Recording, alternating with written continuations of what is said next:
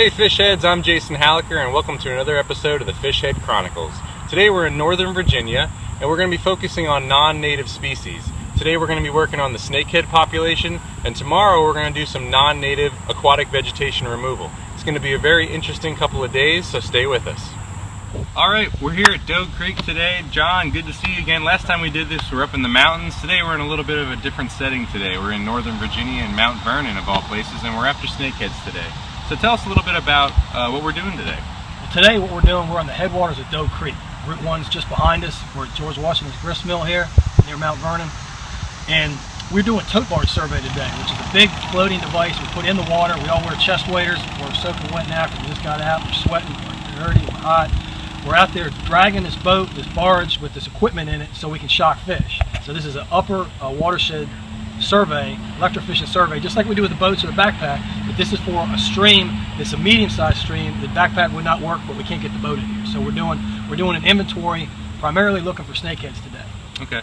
Now, the one thing I noticed when I was out, I've never been up here, so while we were shocking, there was an amazing amount of different species that we caught, as well as the snakeheads, of course. Yeah, so today we're just looking for snakeheads primarily, trying to gauge some recruitment. That is how many fish get spawned each year, and also trying to see if there's any adults in here.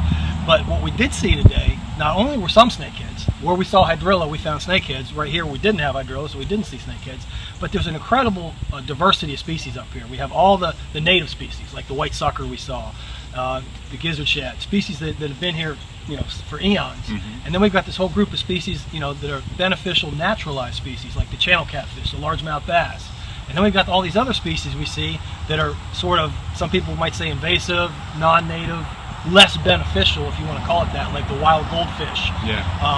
Like the snakehead, perhaps, like the blue catfish, species like that may have some concerns about their invasiveness. But be that as it may, the system is dynamic. It's constantly changing, and we're struggling to figure out what it means. What is a snakehead? What is the fact that they're here? Is it bad? Is it irrelevant? Right. We don't know that yet, and that's one of the reasons we're doing the study. Okay. Now, we've caught the snakeheads now. We've got some nice adults today, and we did get one younger fish. Where do they go from here? We didn't put them back today. Right. These fish that we got today are going up to Leetown, West Virginia. There's a big USGS lab, a federal lab up there, and they're going to conduct some experiments with them to try to figure out when they spawn, how often they spawn, the recruitment. The thing that's driving this population is the number of fish that get born each year and survive to become adults in future generations. And that's a big question mark for us. We found 2 young a year fish today, and we found, 6 or 7 adults. There's a disconnect here. We don't know. We should have seen tons of these little fish. Where they are right now, was it a bad year for them, or we're just not in the right place? We just don't know. So hopefully the fish that we sent up to West Virginia, they can use at some point for some spawning studies to try to figure some of this out. Yeah, there's a lot of good research to be done here, and you guys are doing some great work. Last question. Yep. When I sleep tonight, am I going to have a snakehead crawl into bed with me and bite my head off? I've been watching some movies, and it's a little scary. The craziness is going away a little bit. It's not like it was back in 05 and 06 when people were genuinely afraid of the water. They feared for themselves, for their pets. They didn't want to let their dogs go swimming. I mean, it was just insanity. Yeah. And we had to talk people off the ledge so many times. The bottom line is the snakehead is no more dangerous than a largemouth bass to anybody but a banded killifish, which is the snakehead's favorite food. So, yeah, don't worry about it. Okay, I'm safe. All right. Thanks, John. All right, John, we're back at it again this morning.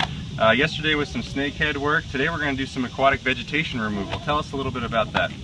Yeah, well, we're getting both flavors. Yesterday was fish, and today's plants. Both of them non-natives, potentially invasive. I think the water chestnut, which is what we're dealing with today, is probably a lot more troublesome and invasive than potentially snakeheads might be, but the jury's still out on the snakeheads. Water chestnut, this is a seed pod. I mean, can you imagine stepping on that on the beach?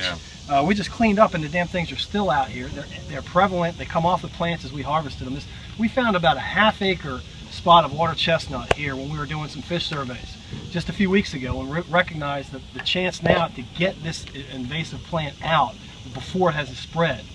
So we had volunteers here today. We had the USGS, we had Game and Fish, we had the Northern Virginia Regional Park Authority with their loader and dump truck, and we had about 15 volunteers from a lot of different agencies and organizations, Virginia Master Naturalists, Chesapeake Bay Foundation, and we came together and just, man, we rocked. There was a half-acre bed right here, and it's gone. And that stuff was dense. It's like a monoculture. There's no other plants can get in there. It even shows the fish can't hardly get in. There's no crayfish in there.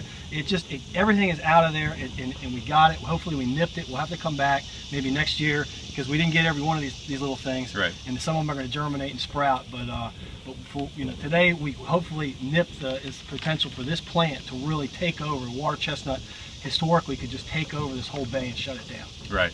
Well, yeah, you're right. It was an amazing collaborative effort. And why don't you tell the folks out there a little bit what they can do to avoid spreading stuff like this? Well, yeah, here we are. I mean, we're at Pohick Regional Park, and we got this big bed of an invasive plant that just sprouted up right next to a marina. So it's probably not a coincidence. Somebody came in here and had some of this stuff, whether it was in a live well or on a boat back, on a trailer. Somehow some of this plant was here. Could have just been a seed pod that was dropped by a bird or something. More likely than not, it was human traffic that brought this here. So everybody can kind of just do a little housekeeping on their own and try not to move this stuff around. Because instead of us doing that, something a little bit more beneficial, although we're splashing around getting muddy and stinky, it's not a bad way to spend a Friday, but yeah, there's better things for us to do Absolutely. than clean up this mess. All right. Well, thanks, John. And for the Fishhead Chronicles, we'll catch you all next time. Thanks for tuning in.